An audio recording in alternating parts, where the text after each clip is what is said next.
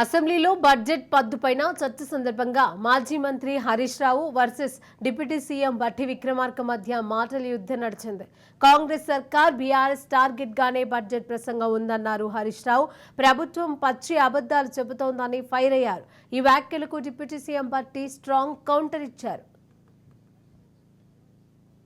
House లో నిమిషాల్లోనే, రోజులు కూడా కాదు, నిమిషంలోనే ఎంత భ్రమలు కల్పిస్తే ఎట్లా? నేను ఏం తప్పు చెప్పలేదు అధ్యక్ష. పోయిన ఆర్థిక సంవత్సరం కంటే ఈ ఆర్థిక సంవత్సరం ఎక్సైజ్ మీద 7,200 కోట్ల రూపాయల ఆదాయం పెరుగుతుంది.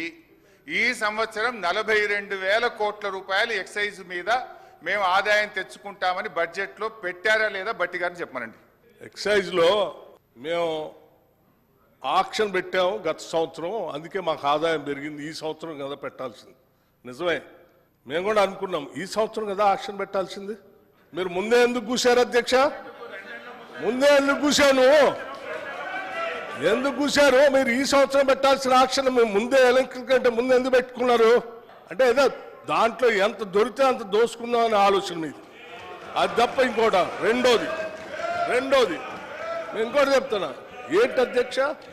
టానిక్ లాంటి షాప్స్, దుకాణాలు పెట్టి ఆక్షన్ ద్వారా స్పష్టంగా ప్రభుత్వానికి రావాల్సిన ఆదాయాన్ని ప్రభుత్వానికి రానియకుండా, సంబంధం లేకుండా అడ్డగోలుగా మీరు లైసెన్సులు ఇచ్చి టానిక్ లాంటివి పెట్టి ప్రభుత్వానికి రావాల్సిన ఆదాయాన్ని కొద్దిమంది కుటుంబాల చేతుల్లో బయటట్టు చేశారు.